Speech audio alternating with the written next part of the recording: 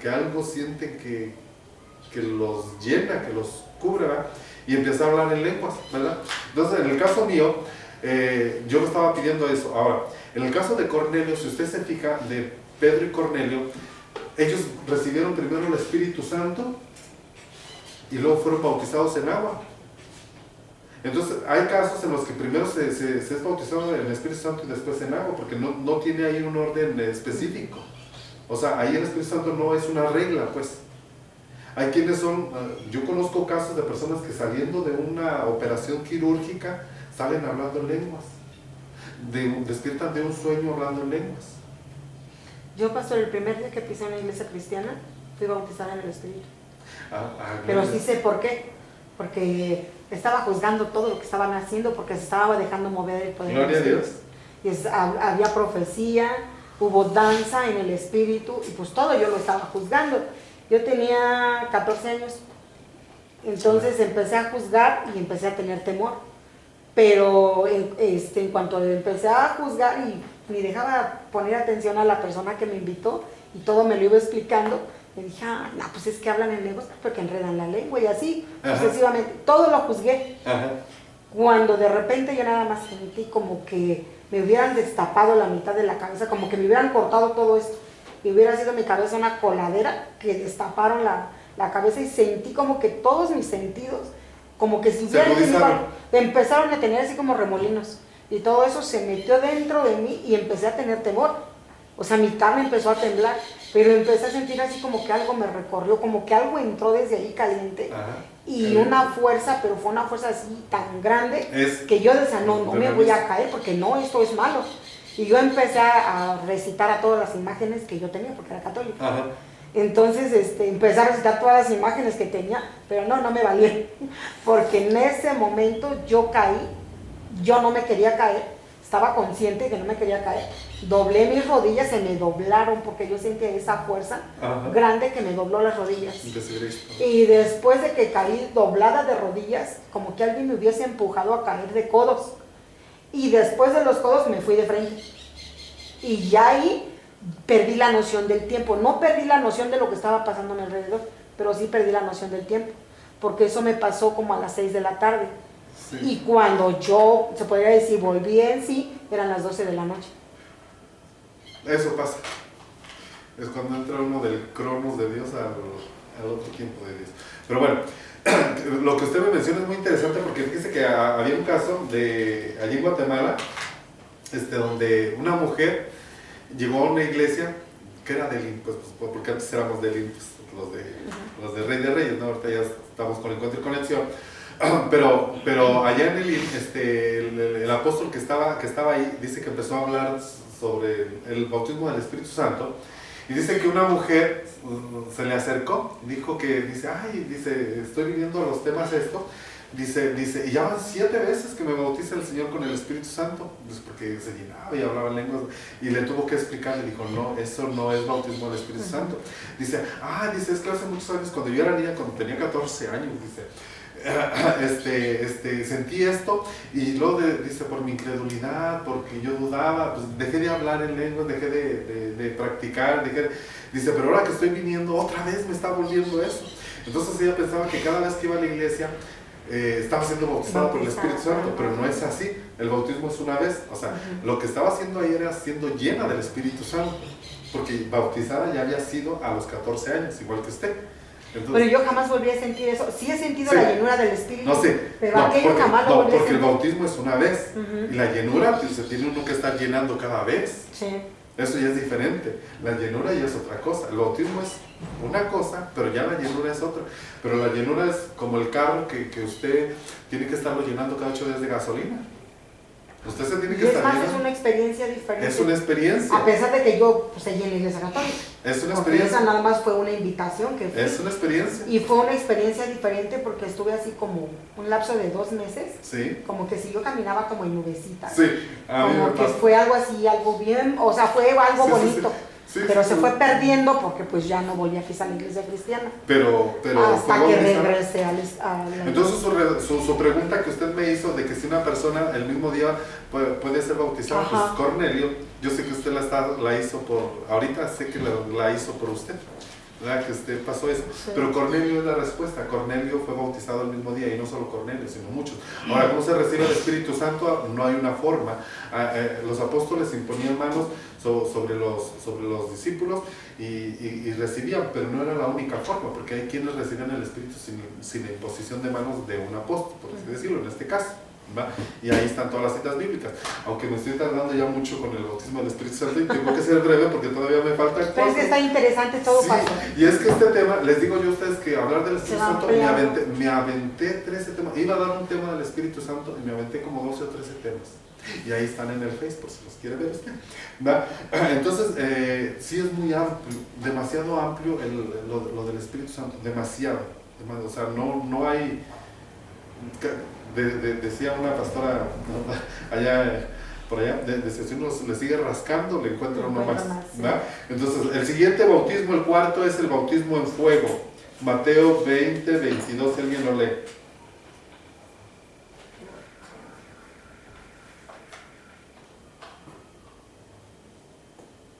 Si alguien me lee Mateo 20, 22.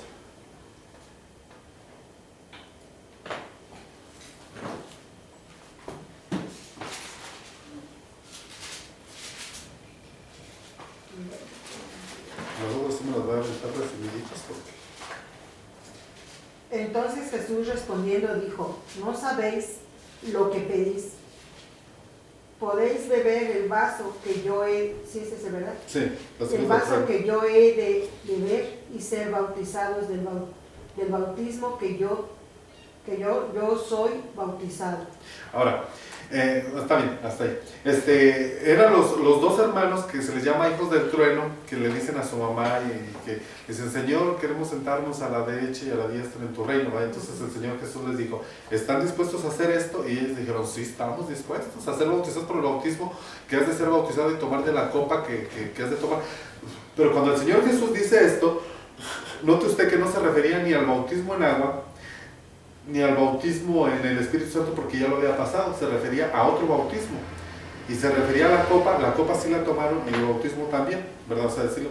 Pero el Señor Jesús les dijo, ciertamente ustedes van a pasar por estas dos cosas, tomar de la copa y pasar por el bautismo que es de ser bautizado, pero que no era el bautismo en agua, ni era el bautismo en el Espíritu Santo, sino era el bautismo de la prueba.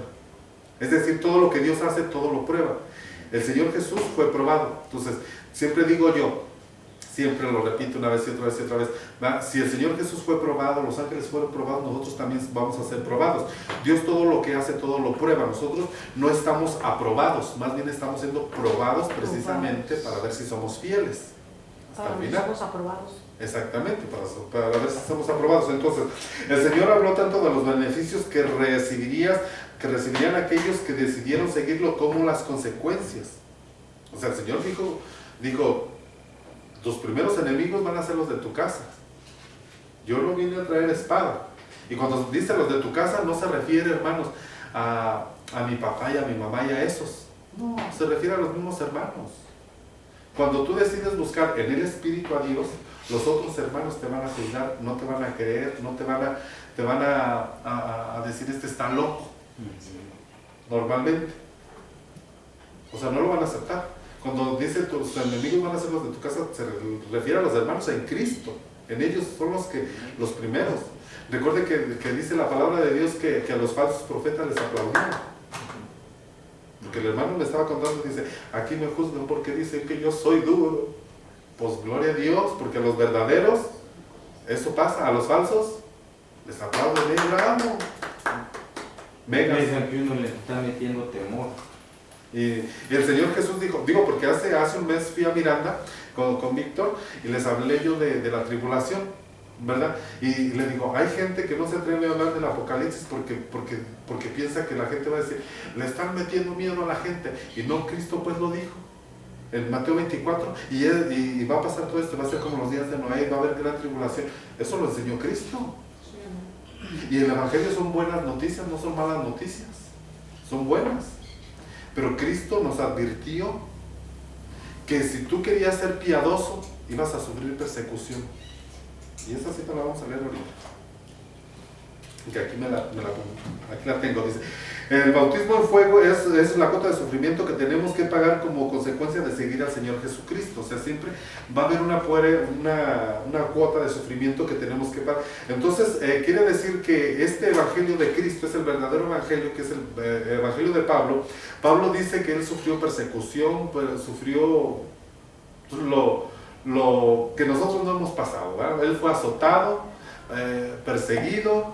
Él pasó, pues lo mismo que él hacía con los cristianos se lo hicieron a él, ¿va? Lo metieron a la cárcel, le dieron azotes, bueno, pasó de todo, pobre Pablo. Nosotros no hemos pasado ni la mitad, ni la cuarta parte, ni la décima parte de lo que pasó Pablo, ¿va? Pero, entonces quiere decir que esto va contra el evangelio del pare de sufrir. Usted sabe que hay una secta que su lema es pare de sufrir. Pero es un evangelio satánico, por ir en contra.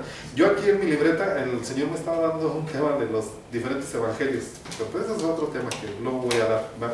El evangelio de Pedro, el evangelio de Judas, que no, o sea, no me refiero a San Mateo, sino el evangelio de Pedro, para poner un ejemplo, cuando le dice al Señor Jesús, le dice que el Señor Jesús dijo que iba a ir a la cruz, ¿se recuerda? Y que Pedro dice, Señor, no te aconsejo, que no te suceda eso, ¿verdad? Y el Señor Jesús le dijo, apártate de mí, Satanás. Entonces ese es el evangelio de Pedro, el que te quiere evitar el dolor, te quiere evitar el bautismo de fuego, te quiere, todo eso. Y el bautismo de fuego. ¿Verdad? O sea, el que todo te va a ir bien, mira, hágase cristiano, Dios la va a bendecir, mire, sus problemas se le van a acabar. Yo le digo, le van a venir más problemas. O doctrina de prosperidad. Ese es el evangelio de Pedro. Y también el de Judas, porque también me apunté aquí todos los evangelios. Aquí lo tengo, en mi libretita de dinero. El evangelio de Judas es el de aquel el de Judas es de que está la escena del Señor Jesús y llega a la casa de los fariseos y llega la mujer a limpiarle los pies y quebra el perfume y Judas le dice, ay, hubiéramos agarrado ese dinero pero lo quería para él, ¿verdad? Ese es el evangelio de Judas, y de ahí me saqué toda la enseñanza, ¿verdad? Que es una sola predicación todo eso, ¿verdad? Lo que significa el perfume, lo que significa esto, lo que significa aquello, ¿verdad? Entonces hay diferentes evangelios, ¿verdad? Entonces, pero el evangelio de pare de sufrir el eslogan es pare de sufrir, pero el evangelio de Cristo tiene una cuota de sufrimiento si Cristo después... Ese eslogan, hermano, disculpe. Sí. Ese eslogan de la muerte de Cristo, ajá, es el mismo eslogan que de lo que trató la palabra en Daniel 9, cuando dice, y el Cristo será ungido, dice, ahí se cumplió porque aquella mujer lo ungió para la muerte. Ajá. Bueno. Entonces, el bautismo de fuego es la cuota de sufrimiento que vamos a dar. El Señor Jesús dijo, si a mí me llaman Beelzebú, ¿qué esperan ustedes? En Mateo 10:25. O sea, si a él le llamaron así, ¿para nosotros qué esperamos? Que nos digan más cosas, ¿verdad? ¿Sí? Herejes y... ¿verdad? Él les dijo, los primeros enemigos de ustedes serán los de su casa, en Mateo 10:36. Eso está en Mateo 10:36. Los primeros enemigos de su casa serán los de su casa, pero se refiere a los hermanos en Cristo, no que a mi papá, que a mi mamá, que eso, no. Pero esos son los que no aceptan la revelación. Exactamente. Y nada más se conforman con la doctrina, vamos a decir, por ejemplo... Con la leche combinada con agua. Vamos a decir, por ejemplo, yo no estoy en contra de las escuelas, ¿cómo les llaman? Sí, institutos bíblicos. No estoy en contra, es bueno, pero si nada más te diriges con la enseñanza del ministerio, ¿cómo se llama? Esas escuelas bíblicas, vamos a decir, si nada más te diriges con lo que te enseñaron allí, entonces te estás poniendo un freno. ¿Sabe cómo lo pongo yo, hermano? Como David y el rey Saúl. Saúl le quiso poner su traje de ejército a David y le quedaba grande. Y dijo David, no, pues más me estorba esto, ¿va? A los David Dios les va a dar. ¿Con qué y cómo? Amén. ¿va? Entonces, cuando tú dejas que te pongan una estructura, una así, antes que de lo de Dios, es lo que estaba hablando el hermano. Dijo Pedro, no dijo Pedro, ¿es acaso, cómo dice, cuando le querían prohibir que hablara de Dios? Digo, hacerle caso a los hombres antes que a Dios, no, pues primero a Dios. Cuando estaba yo con la obra de Pedro que les dijo, iba a escuchar yo a mis hermanos, que eran mis jefes antes que a Dios, no hubiera caído la gloria de Dios. Mire, una de las cosas que me dijo Dios aquí, ese día, me lo dijo, no como amenaza, me dijo, si no lo haces, te vas a arrepentir toda la vida. Y doy gloria a Dios porque esa obra de teatro la hemos llevado, pero mire, a cárceles, la hemos llevado a plazas, la hemos llevado a iglesias, y ha sido de una bendición como usted no tiene una idea. O sea, muchísima gente se ha convertido. El día que, después de que hicimos la obra de teatro ahí con los niños, el pastor dijo, esa obra quiero que la hagan aquí en la iglesia. Pues ahora la hicimos en la iglesia y fue como tipo campaña evangelística. Muchísima gente aceptó a Cristo. Cuando lo estábamos haciendo, hermanos, ya no con los niños, con la gente grande, una iglesia de 1000 miembros y llena, ¿verdad? Yo estaba haciendo la obra y cuando la estaba haciendo miraba de reojo a la gente llorando.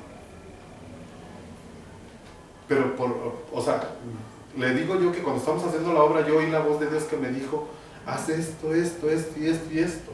Y me dijo, si no lo haces te vas a arrepentir, pero no como amenaza, ¿no? Y gloria a Dios porque no me arrepiento, porque eso ha traído bendición tras bendición tras bendición, esa obra. Aparte, por ejemplo, la cita bíblica que dio usted hace rato, creo que en el libro de los Hechos, no sé dónde, yo la vi hace tiempo, pero no lo he buscado, de donde dice la escritura que iba Pablo y no recuerdo si era Silas, que iban a Asia a predicar y el Espíritu se los impidió, dice. Sí.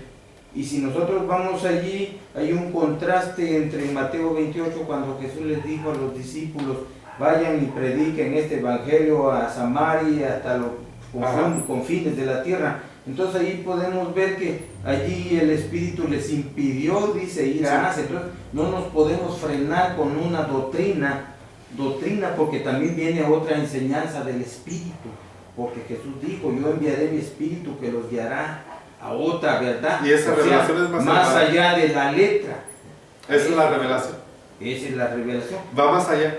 Exactamente. Pero eso sería hablar del tema de la revelación divina. Porque yo he platicado con pastores todas estas cosas que yo he venido estudiando pues en la palabra, y me dice, sí, pero siempre y cuando no te salgas de la doctrina, dice, de la teología, dice, porque necesitas estudiar teología.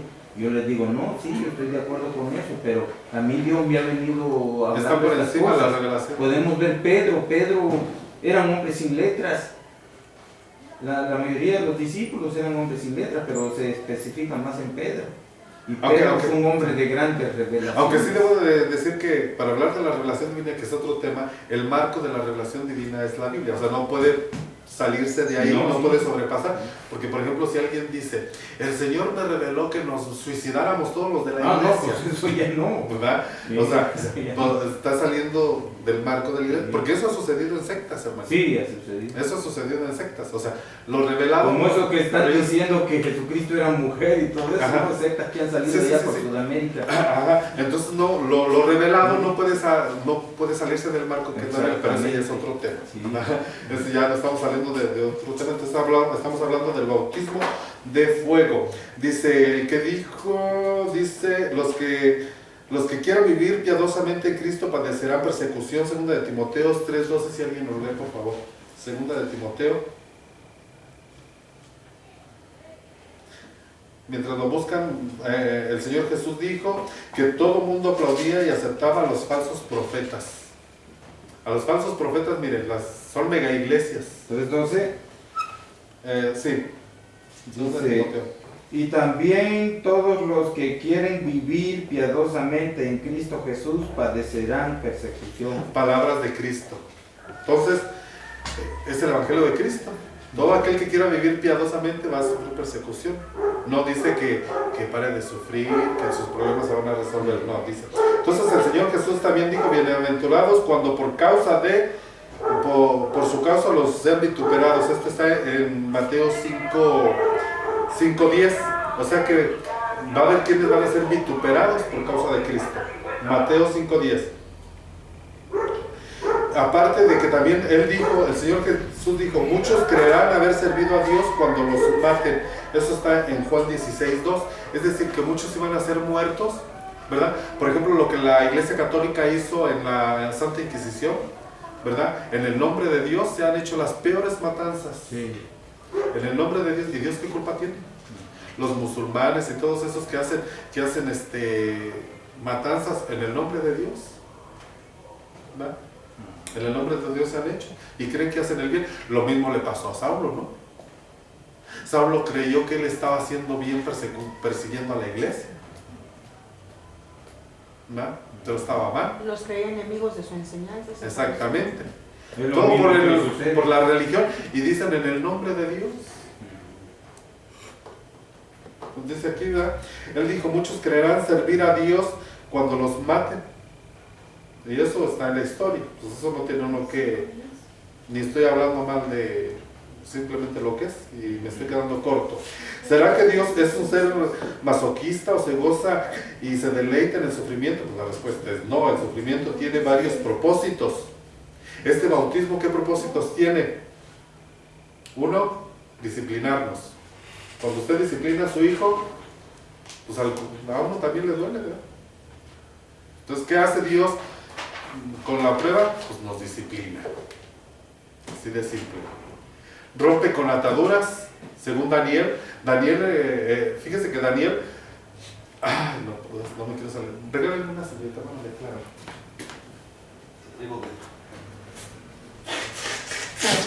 Es que Daniel es figura de la iglesia que se casa, que estaba en el palacio. Daniel pasó por el ¿cómo se dice? Por los leones, la fosa de los leones, ¿se acuerdan? Sí. Entonces la iglesia que se va a casar va a pasar por la fosa de los leones, pero que no tienen dientes. Entonces no se lo van a comer, usted no se preocupe, si eso es usted espiritual, porque los leones comen carne, pero como usted es espiritual, pues no se lo van a comer. Pero Daniel no pasó por el horno 7 veces calentado, que es figura de la tribulación, los 7 años de la tribulación, porque como son 7 veces calentado, representa la tribulación. Entonces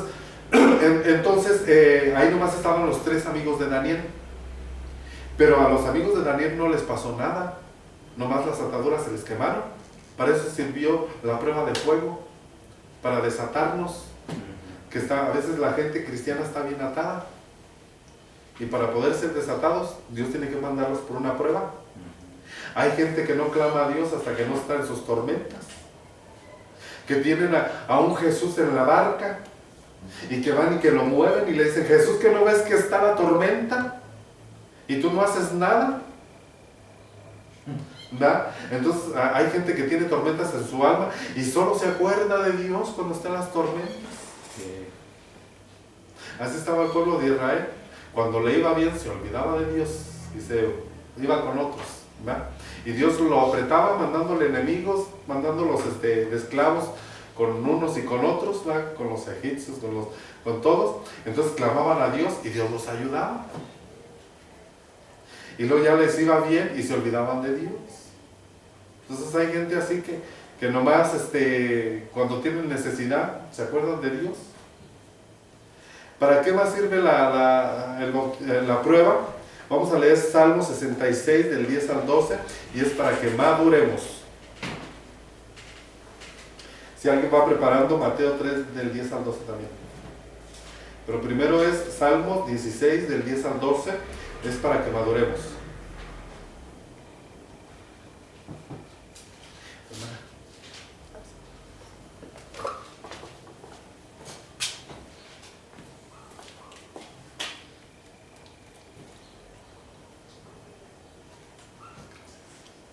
¿Salmo qué? Perdón. 66 del 10 al 12. Estamos hablando del bautismo en fuego. Ahí habla de que pase por las aguas. Bueno, hay otra cita que habla de eso, pero también habla de 66 del 10 al 12.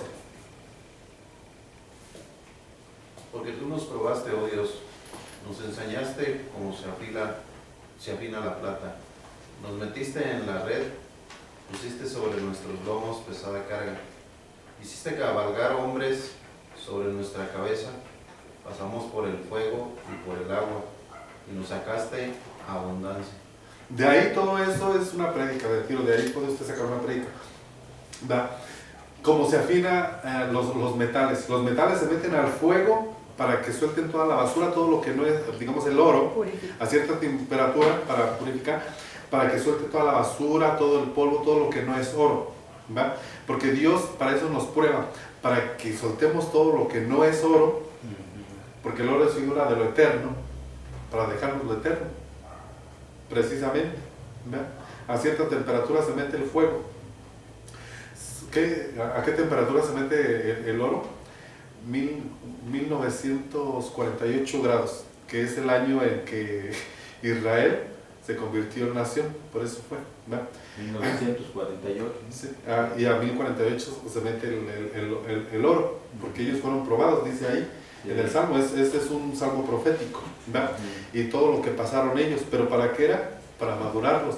Pero también menciona de meter al fuego, de meter al agua, de meter a la prueba, de poner cargas, ¿verdad? Que fue lo que pasó al pueblo de Israel, ¿verdad? Pero que el sentido espiritual para nosotros también tiene, eso es para nosotros, ¿verdad? Cuando habla en los dones, no, fruto, en el fruto del espíritu habla de la templanza. Cuando menciona la Biblia de que aunque pase por las aguas no te mojarás, aunque pases por el fuego no te quemarás, el que estaba hablando de eso sabía lo que era la templanza, sabía que estaba hablando de las espadas, cómo se templan. Una espada, para templarla, es un metal que se aplasta y luego se mete al fuego a altas temperaturas, y luego después de ahí se mete al agua con hielo, y luego después se saca y se vuelve a meter al fuego y otra vez se saca. Pero eso es para templar la espada, para que sea más flexible, para que no se quiebre. Entonces a usted lo van a meter al fuego, lo meten a meter al agua, precisamente para que usted sea más flexible, para que usted no se quiebre. ¿Por qué? Porque a veces nosotros somos muy duros y fácilmente nos quebramos, no somos flexibles ante la gente, ante la necesidad de las personas, ante las situaciones de las personas, no somos flexibles. Pero Dios está diciendo, con esa cita bíblica de que pases por el fuego, que pases por las aguas, no está diciendo que va a evitar las aguas, no va a evitar el fuego, más bien por el contrario, Dios te está diciendo, vas a pasar por el fuego, vas a pasar por las aguas, pero ¿cuál es el propósito? Templarte. Entonces, ¿qué es la templanza? Es cuando te meten al fuego, al frío, al fuego, al frío. ¿Para qué? Son pruebas de un tipo y de otro tipo. El frío es un tipo de prueba, el fuego es otro tipo de... pero para que seas flexible como la espada y para que quedes bien afiladito. Entonces, ¿qué tenemos que hacer nosotros con la gente? Pues dejarlos bien afiladitos también, ¿verdad? Pero bueno, ya eso es otra cosa, me salí del tema. Para purificarnos, Mateo 3, del 10 al 12. Esa fue la prueba de 3, ¿no? Para purificarnos. Sí, pero que me lean Mateo 3, 10 al 12. Y ya. Mateo 3. Amén. Del 10 al 12. Y ya también el hacha está puesta a la raíz de los árboles. Por tanto, todo árbol que no da buen fruto es cortado y echado en el fuego. Está hablando Juan el Bautista.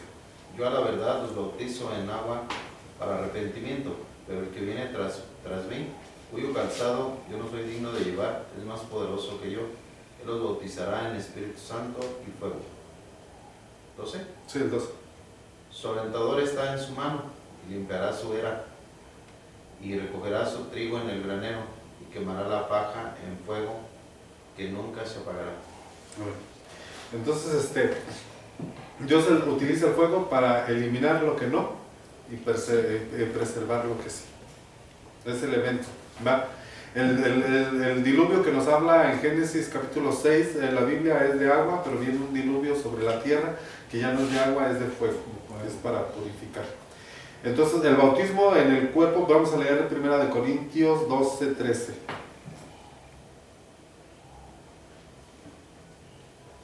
Y ya me los he hecho rápido, que no sé ni cuánto tiempo llevo.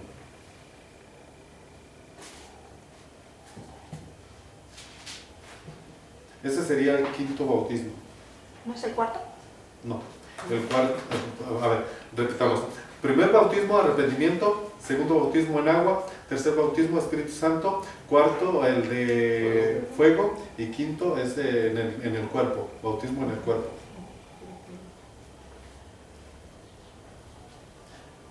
Primera de Corintios 12:13. Si alguien me lo lee.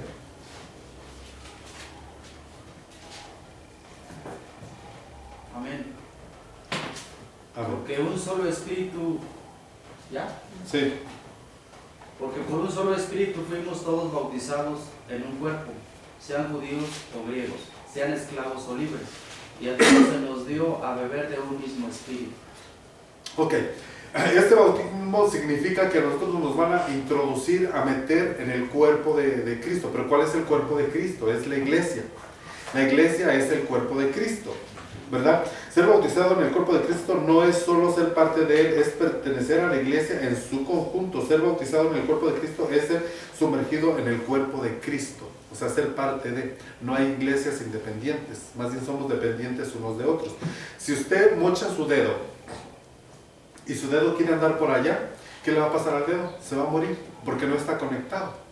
Para que pueda funcionar, tiene que estar pegado al cuerpo, ser parte del cuerpo. Ser bautizado en el cuerpo es más que ir a una iglesia, es comprometerse con la iglesia, pero no solo con la iglesia local, sino, porque puse un comentario hace unos días, creo que hace como 8 días o 15 días en el Face, que decía, de esa cita donde los pastores predican cuando dice Dios, mi casa está desolada y sus casas están bien arregladitas, ¿ya? Pero se olvidan de la casa nuestra. Entonces, muchos pastores enseñan esto para decir que hay que, lo del templo, ¿va? O sea, para juntar dinero para el templo. Entonces está bien eso, les digo yo, pero el comentario que hago, digo yo, ¿no será más bien que se refiere a las denominaciones que solo edifican para su propia denominación y no para el verdadero cuerpo de Cristo? El verdadero cuerpo de Cristo es nosotros, la iglesia, somos las piedras vivas, ese es el verdadero templo de Dios, ¿va? Pero los pastores solo lo utilizan para edificar sus iglesias, está bien, pero es más exacto esa parte, ¿verdad? Porque ser bautizado en el cuerpo es saber que pertenezco y que tengo una función dentro del cuerpo de Cristo. ¿Por qué? Porque las células en el cuerpo, las células cancerosas en el cuerpo físico de una persona, es una célula que no sabe qué hacer, que se queda estática. Todas las células cuando nacen saben exactamente lo que tienen que hacer, todas, del cuerpo. Las del corazón saben que tienen pulsaciones, todas. Usted agarra una celulita aparte del corazón, la pone en el microscopio y ve que está latiendo, porque esa es su función. Las del cerebro son otras funciones, las de las manos, las de las yemas de los dedos, todas tienen su función y saben exactamente lo que tienen que hacer, se multiplican y se reproducen. Pero una célula que no sabe qué hacer, se queda así y se convierte en un tumor. Y empieza a crecer y a crecer. Y estos son los tumores, pero el cuerpo de Cristo físico no tiene tumores. Pero a veces las iglesias sí tienen tumores. ¿Por qué? Porque la gente no sabe qué hacer, no sabe cuál es su función, no sabe cuál es su propósito, no sabe. Porque tiene que ser un compromiso con la iglesia y ser parte de la congregación. Una función que le toca qué hacer.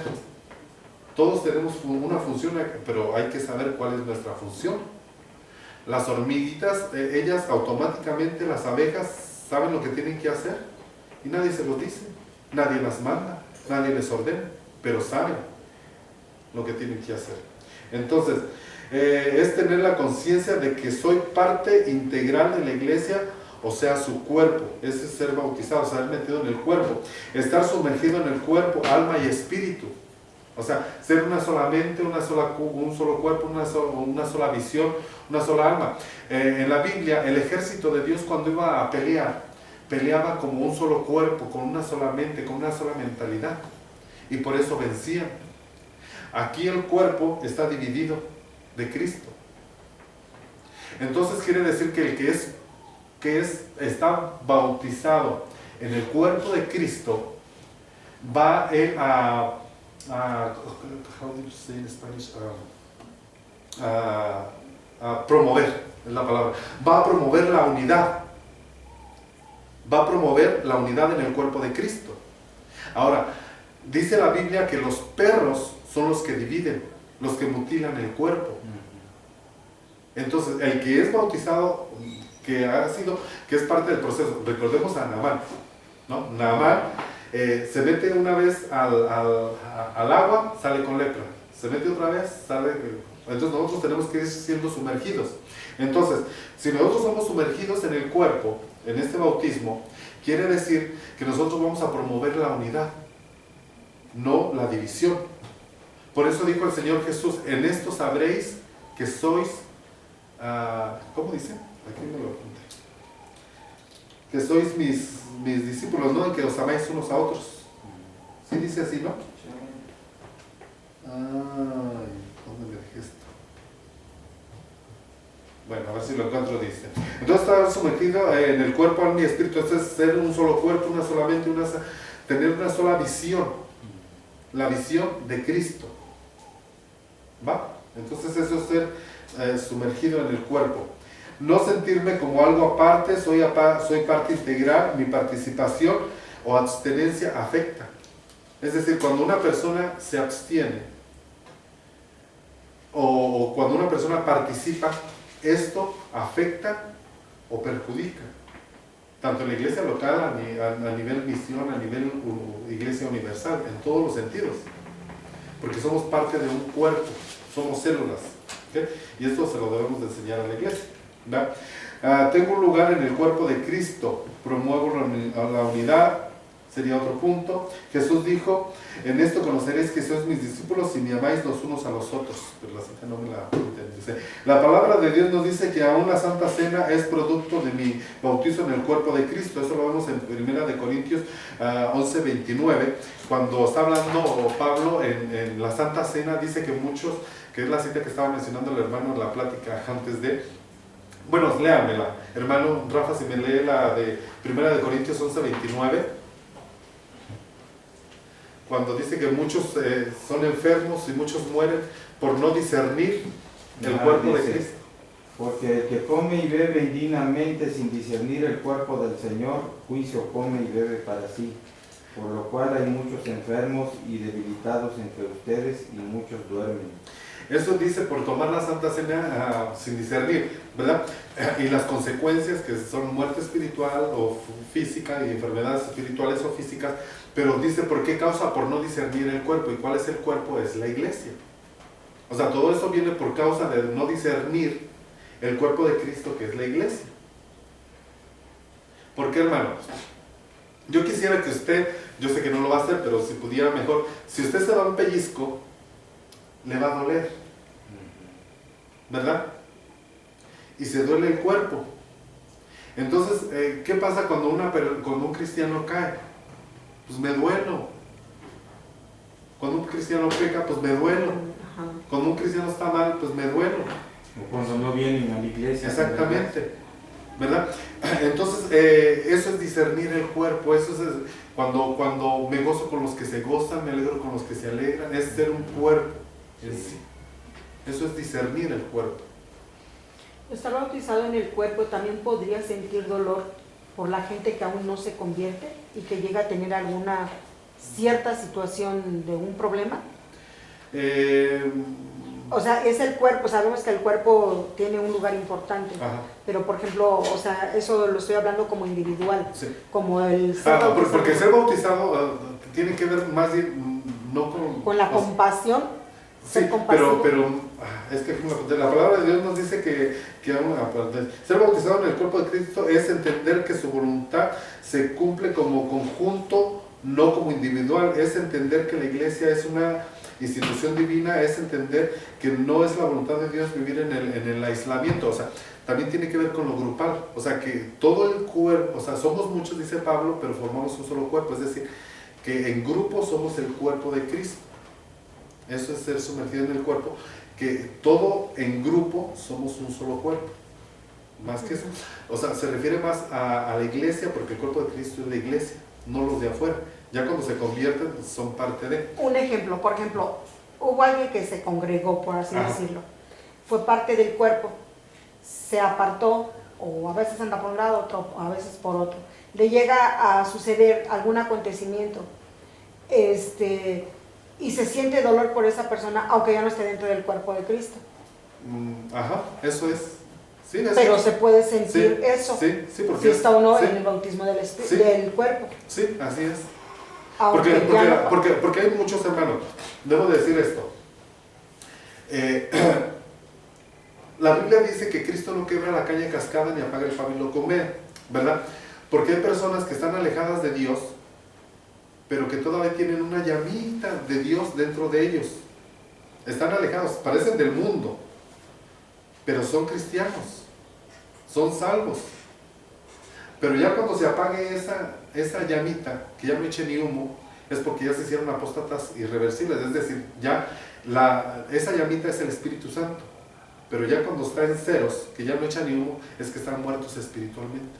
Pero hay personas que están aún en las cárceles, hay personas que están hasta drogándose, pero que tienen esa llamita, y que usted dijera, está más perdido, y quizás sí, pero si tiene esa llamita, dice que Cristo no la apaga, porque ese fuego vino del cielo y es divino.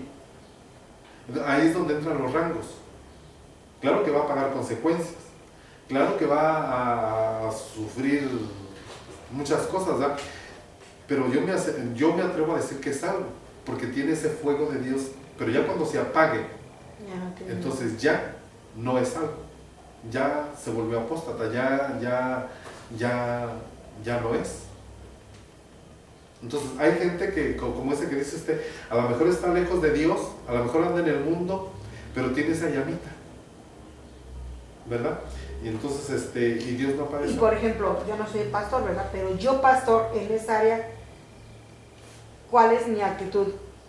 Ya no quiere nada de Dios y pues ahí dejarlo que pague las consecuencias, o ser, pues a lo mejor compasivo y estar orando y clamando porque lo siento en mi corazón que debo hacerlo. Miren, dos cosas. Una, miren, hay dos parábolas en la Biblia, bueno, hay tres, en Lucas 15, pero voy a hablar de dos: el hijo pródigo y la oveja perdida. La oveja perdida la fueron a buscar porque era oveja. La oveja tiene características, es ciega, es tonta, entonces a las ovejas hay que irlas a buscar. Pero al hijo pródigo no lo fueron a buscar porque era hijo. Ese ya es otro nivel. Un nivel es nivel oveja y otro es nivel hijo. El hijo ya sabe dónde está la casa. El hijo ya sabe el camino. El hijo tiene que venir solo. Si el hijo se va y el padre va y lo busca y lo mete, va a decir: el padre me trajo la fuerza. Se vuelve a salir por la ventana. Lo meten por la puerta y se sale por la ventana. Entonces, ¿pero qué pasó el hijo pródigo? Porque estamos hablando del bautismo en fuego. Tuvo que pasar las circunstancias. Ahora, si alguien le da de comer a ese hijo pródigo, el hijo pródigo no se regresa. El hijo pródigo, ¿por qué regresó? Por hambre.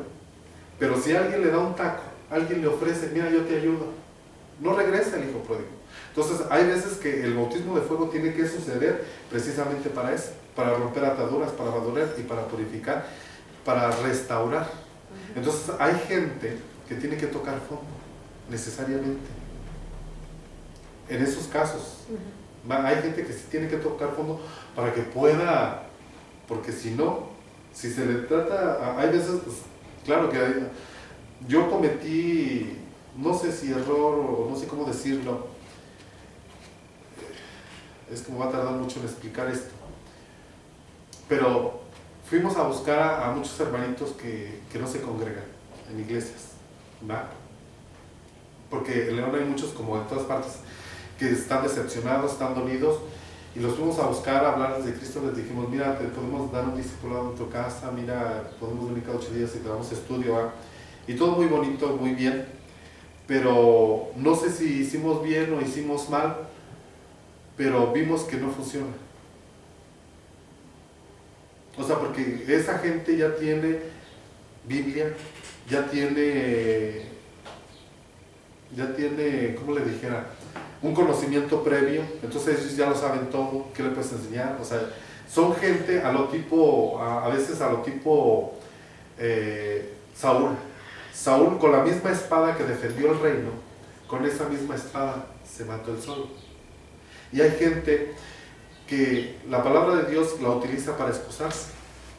Dice, si David fue adúltero, como diciendo, excusándose su adulterio, y con esa misma espada se matan ellos mismos, ¿verdad? Entonces a veces es peligroso porque a menos que sea guianza de Dios, que Dios, o sea, lo mejor, ¿qué es lo mejor hacer en estos casos? Orar. Ajá. Y pedirle a Dios guianza, Señor, ¿qué hago? O sea, ¿voy? ¿No voy? Claro que yo lo he hecho muchas veces. Voy por esta gente, porque yo siento esa carga. Pero en la mayoría de las veces, por no decir casi todas,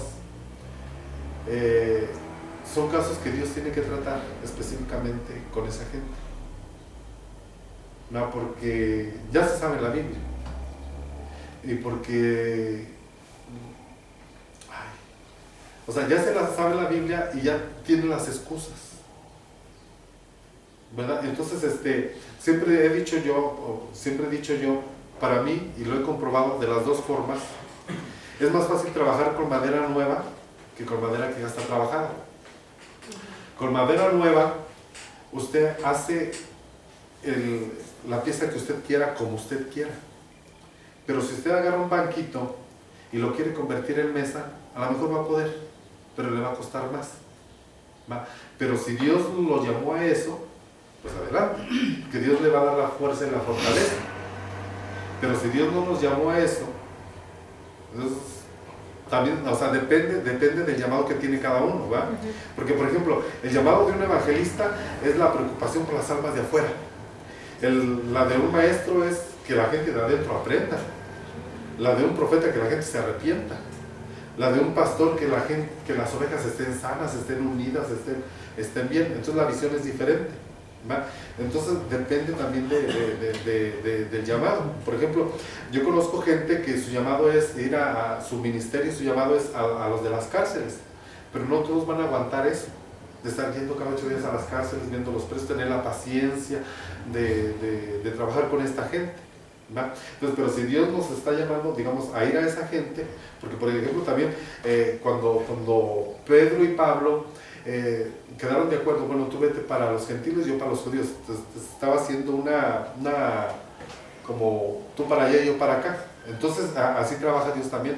Dios va a trabajar con unos ministros que les va a decir, bueno, tú vete a estos y tú vete a estos otros. Pero si Dios dice, bueno, tú pastor, vete a buscar las ovejas que andan mal, pues verlas a buscar, ¿va? Pero si no, pues lo mejor es Orar por ellos. y dejarse guiar por el Espíritu Santo, porque Dios trabaja de muchas formas, Sí, ¿va? Pero muchas veces Dios tiene que tratar con esta gente, la mayoría de las veces.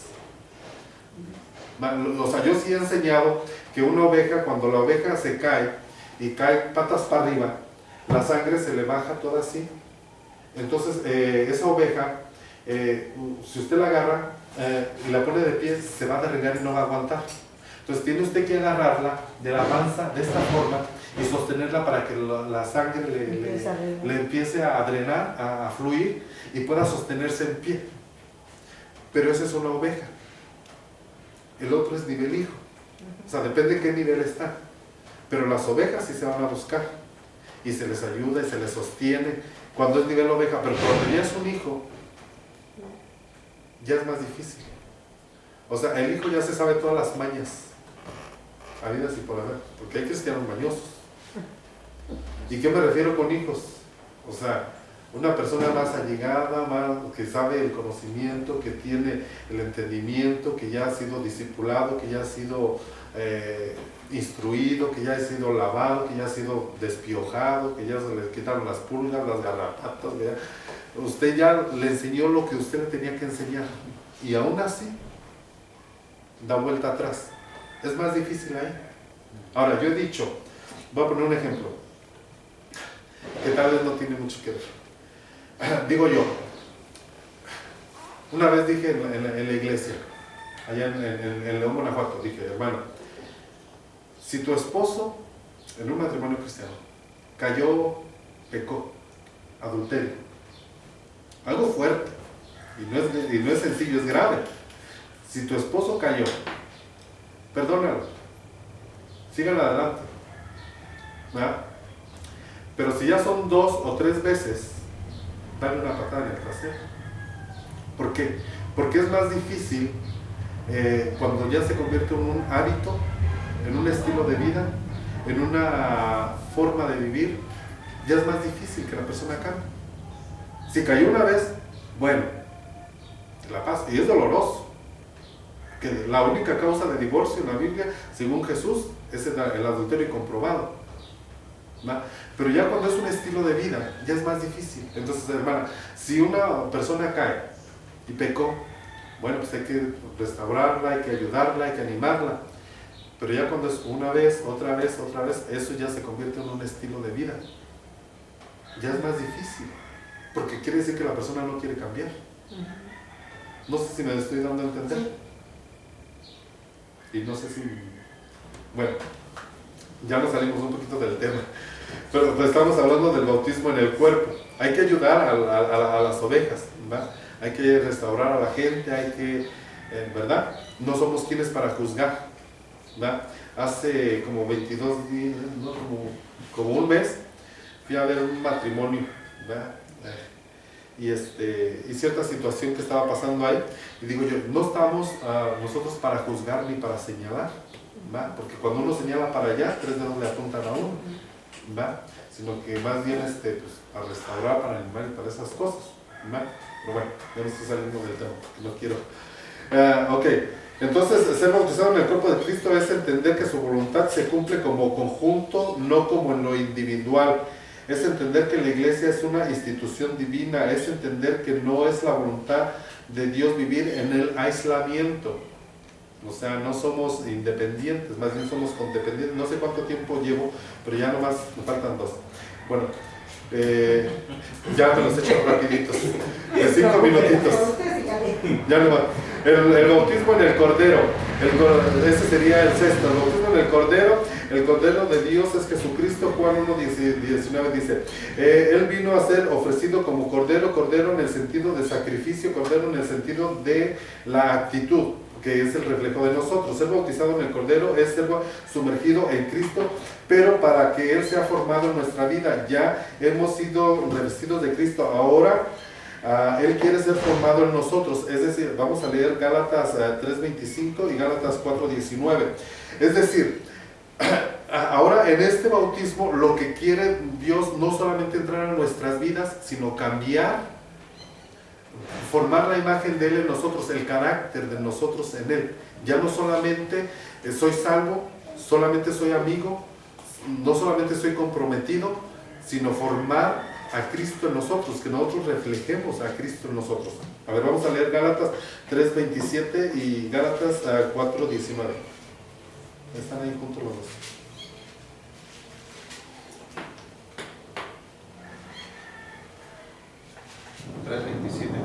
Porque todos los que habéis sido bautizados en Cristo, de Cristo estáis revestidos. Es para revestirnos, no vestirnos, sino revestirnos. Gálatas 4:19 ahí mismo. ¿4 qué? 19. Hijitos míos, por quienes vuelvo a sufrir dolores de parto, hasta que Cristo sea formado en vosotros. Está hablando Pablo a los Gálatas, diciendo Pablo, ya formé una vez la imagen de Cristo en nosotros, pero en ustedes, pero como que se les desborró. Ahora sufro dolores de parto para volver a formar la imagen, pero que eso de imagen significa al carácter de Cristo, ¿verdad? Entonces lo que se pretende con este bautismo es que nosotros, Cristo sea en nosotros, que la gente vea a Cristo en nosotros. Muchas veces es más fácil, he dicho yo, que la gente vea al diablo en nosotros que ni a Cristo en nosotros. A mí una pura vez me pasó que yo vi a un hombre, y esto no quiero decir nombres porque luego después, pero por un instante, por un momento, en esta persona vi a Cristo, literal, en él. por un momento.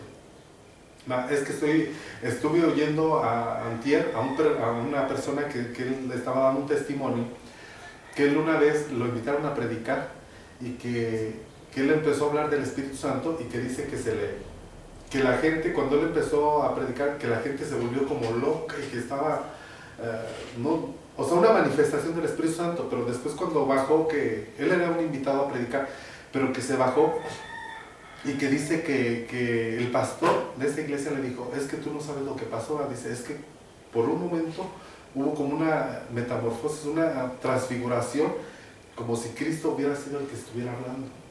O sea, tú como Cristo dentro de ti y la gente todo lo vio. O sea, que por un momento es como si Cristo estuviera dentro de la persona. Entonces yo me recordé de cuando yo vi a una persona, tengo que decir nombres, bueno, el pastor Alfredo, pues, ¿verdad? Por un momento yo vi que era Cristo hablando a mi vida. O sea, como si Cristo estuviera dentro de él. Y de esto no queremos hacer doctrina, pero una vez una niña, y no es doctrina, pero una niña dice que ella fue llevada al cielo, que se murió y que fue llevada al cielo y que vio a Jesús, pero que a Jesús, vio su cuerpo de Jesús y que dentro de Jesús estaba el Padre, como que una persona dentro de otra. ¿Verdad? Entonces yo entendí eso, y la niña dice, porque es una niña que tenía 16 años, dice, yo no quiero hacer doctrina de eso, pero esa fue mi experiencia. Y a mí me pasó así, yo vi dentro del apóstol al Señor Jesús, por un momento. Pues no quería decir nombres, primera vez que digo el nombre. Esto ya lo he contado, pero no quería decir nombres, pero bueno, ya lo dije. Entonces, este bautismo el bautismo del Cordero es para ser sumergidos en Cristo, pero para que Él sea formado en nuestras vidas, ya hemos sido revestidos de Cristo, ahora Él quiere ser formado en nosotros. Recordamos que la palabra de Dios nos habla no solo de que David venció a Goliat, sino que los discípulos de David vencieron a los otros gigantes, que es Cristo que vence al diablo, que nosotros tenemos que vencer a los demonios. O sea, hacer la imagen de Cristo en nosotros, el carácter, para eso es ese bautismo. También nos habla de un grupo selecto de los que están con el Cordero y que han vencido al dragón. Es decir, Cristo dijo, yo vencí, pero estos también vencieron. Es decir, en Apocalipsis hay 7 iglesias, y a cada una de las iglesias dice, al que venciere, al que venciere, al que venciere, al que venciere. Son 7 vencieres.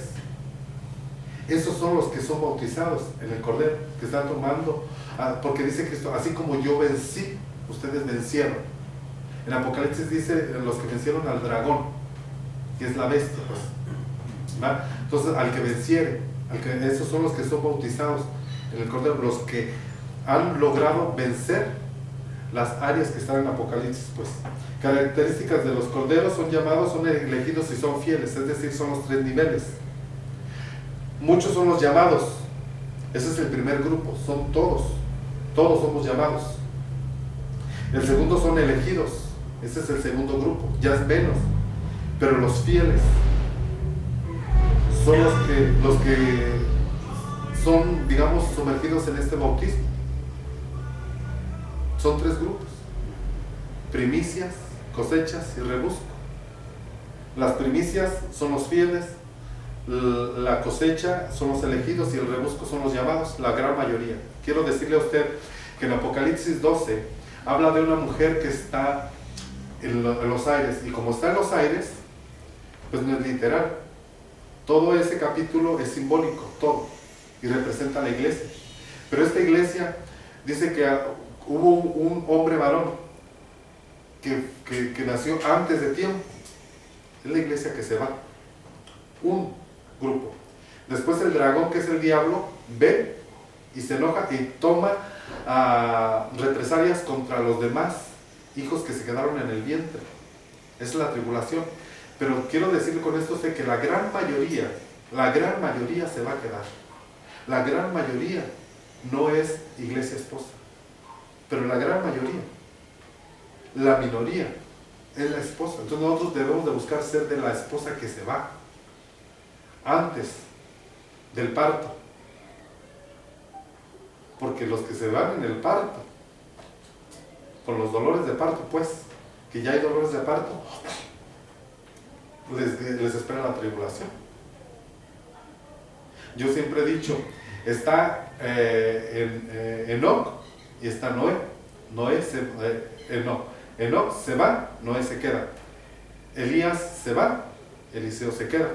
Uno se va, uno se queda. Apocalipsis 12, uno se va, uno se queda. Pero la gran mayoría se queda. Porque dice la Biblia, hablando de los bautismos, salieron todos de Egipto, ¿cómo no? Cruzaron todos el mar, ¿cómo no? Pero de la gran mayoría no se agradó Dios. Así sucede en la iglesia ahora. De la gran mayoría, la iglesia no se agrada a Dios. Decía nuestro hermano, a veces hay iglesias grandísimas, ¿no? También hermano alcanzó a ir a grandísimas. Pero eso no quiere decir que la mayoría agrada a Dios. La mayoría no agrada a Dios. La gran mayoría. Y ese es un peligro. Por eso debemos de enseñarles, explicarles todo esto. ¿Verdad? Y decía yo la última vez, Pablo dijo, yo os quiero desposar como una virgen para su marido. Entonces, los ministros, ¿qué deben de hacer? Preparar a la iglesia para el matrimonio con Cristo. No solo para llenar sus iglesias. Una iglesia grande no es por el número de gente que tiene. Porque el concepto que tenemos nosotros de iglesia, de la denominación de donde yo tengo, de donde yo vengo, el concepto es, iglesia es, si son 50 miembros, es iglesia. Si son menos de 50, es misión. Pero eso no es el concepto de la Biblia de iglesia. El concepto de la Biblia de iglesia es donde dos o más se reúnen en su nombre. Ahí está Él. Porque hay cerros, hay iglesias donde no hay tanta gente y se reúnen 2 y 3 y Cristo ahí está presente. Amén. Porque el concepto lo han puesto los hombres. Pero iglesia, que una iglesia sea grande no es porque tenga mucha gente o tenga poca gente, porque la presencia de Dios esté ahí. Y porque la gente no solamente sean llamados, no solamente sean escogidos, sino que sean fieles. Fieles a Dios. Amén. Bueno, denle un aplauso al Señor Jesucristo. Termino con el último bautismo. El bautismo del Padre. Si hay un bautismo del Hijo y hay un bautismo del Espíritu Santo, pues tiene que haber un bautismo del Padre. Este será el último de los bautismos. El bautismo del Hijo nos meten en el Hijo. El bautismo del Espíritu Santo nos meten en el Espíritu Santo. Recuerde usted que hay una figura cuando Abraham que Dios va a destruir Sodoma y Gomorra, dice que llegan 2 ángeles, pero que es figura, que no es, de que Cristo y el Espíritu Santo vienen a la casa, pero el tercero no llega, llegan 2. Entonces, a nosotros, a esta tierra, Cristo ya entró en nosotros, el Espíritu Santo entra en nosotros, pero falta el Padre. Al final va a ser el Padre. Pero dice la Biblia que no podemos echar vino nuevo en un odre viejo. Entonces tienen que cambiarnos este odre llamado cuerpo, para que pueda entrar el Padre. Pero dice la Biblia, dice, esto será al final de los tiempos, ser sumergido en Dios. ¿Cómo sucede esto? Lo primero, nos sumergen en el Espíritu Santo para purificarnos, para consagrarnos. Después nos sumergen en el Cordero para ser vencedores y revestidos. Después nos sumergen en el Padre para estar eternamente con Él. Pero el bautismo del Padre es cuando dice la Biblia bueno, vamos a leer 1 Corintios 15, 28, que dice que cuando Cristo, más bien cuando el Padre venza a todos los enemigos de Cristo o de Dios, va a poner por el estrado de los pies de Cristo a sus enemigos, dice, y entonces seremos todos, Dios será todo en todos. Ese será el bautismo del Padre, cuando el Padre sea todo en todos. Si alguien lo lee, 1 Corintios 15, 28. Amén. Pero luego que todas las cosas le estén sujetas, entonces también el Hijo mismo se sujetará al que le sujetó a él todas las cosas, para que Dios sea en todo, en todos. Entonces a ese se va a hacer hasta el final, cuando ya nos den el cuerpo inmortal, cuando ya seamos eternos, cuando el Padre sea todo en todos y cuando sea el reinicio de nosotros en la eternidad. Porque quiero decirle a ustedes, hermano, que mucha gente no sabe que que hay un periodo antes de la eternidad que se le llama milenio, y nosotros vamos a estar en ese periodo que se llama milenio, pero que ahí todavía no es eternidad, pero que nosotros vamos a estar ahí, en ese periodo. Hasta el final del milenio es la eternidad. ¿Va? Porque mucha gente se muere, muchos cristianos dicen, ay, yo me voy a morir, me voy a ir al cielo. ¿Al cielo? Va a ser aquí en la tierra. Aquí. Por una parte dice Cristo, dice, me voy y voy a preparar morada para que donde yo esté vosotros estéis. ¿Eso qué quiere decir? Que nosotros no vamos a estar ni aquí ni allá, vamos a estar donde Cristo esté, en primer lugar. Pero en segundo lugar dice la Biblia, dice Cristo, y vendremos y haremos morada con vosotros. Es decir, el Padre va a venir aquí a la tierra, aquí. O sea, el milenio va a ser como fue, me imagino yo, bueno, eso ya cuando hablemos del milenio, como un paraíso, pero ya en toda la tierra, pues va a ser algo fabuloso, fastuoso, algo maravilloso. Parece que dice la Escritura que en aquel día pues son mil para Dios, un día son mil, para que nosotros son 1000 años, para Dios son 1000. Es el día 7. Pedro, ¿verdad? Entonces dice que el niño será de 100 años. Y el niño va a jugar con la serpiente, sí, y el león comerá pasto. Sí, pero eso va a ser cuando va a ser después del arrebatamiento. Sí. Va a ser entonces Cristo va a ser en el milenio, eso es el milenio. Con los que hayan sido arrebatados a gobernar en 1000 años a la tierra. ¿Ese es el milenio? El milenio. O sea, entonces pero si dice que el cuerpo sí va a ser revestido de incorruptible, entonces ya va a ser inmortal. Nosotros inmortales. Los arrebatados iban a ser inmortales. Exactamente. ¿Cuál es la escena? Digamos una ¿cómo se diría? Microcápsula, microimagen, microparábola, de esto chiquito a algo grande. Cuando fue el monte de la transfiguración, ¿verdad? El monte de la transfiguración estaba Jesús transfigurado. Estaba Moisés, que representa a un muerto resucitado, y estaba Elías, que es uno que no vio muerte. Y aparte estaban los 3 discípulos, Pedro, Juan y Jacob. Pedro, Juan y Jacob, ¿verdad? Entonces, esa escena representa a cómo va a ser en el milenio. En el milenio va a estar un Cristo glorioso, glorificado. Van a estar muertos resucitados. O sea, a lo tipo Moisés. Va a haber gente que no vio muerte, a la manera de Elías, ¿verdad? Y va a haber gente mortal, que son los 3 discípulos. Pedro, Juan y Jacob eran mortales. Entonces en el milenio va a haber mortales, va a haber inmortales, va a haber discípulos, va a haber quienes van a ser reyes y sacerdotes, quienes van a ser o sea, va a haber varias cosas muy interesantes ahí, pero eso ya es para hablar cuando hablemos de las dispensaciones, ¿no? Eso ya será en otra ocasión. Entonces vamos a ponernos de pie y vamos a hacer una oración para quedar despedidos. Déjenme, apago nada más la camarita. Ya se acabó la pila del... Yo creo que... Y hacemos una oración.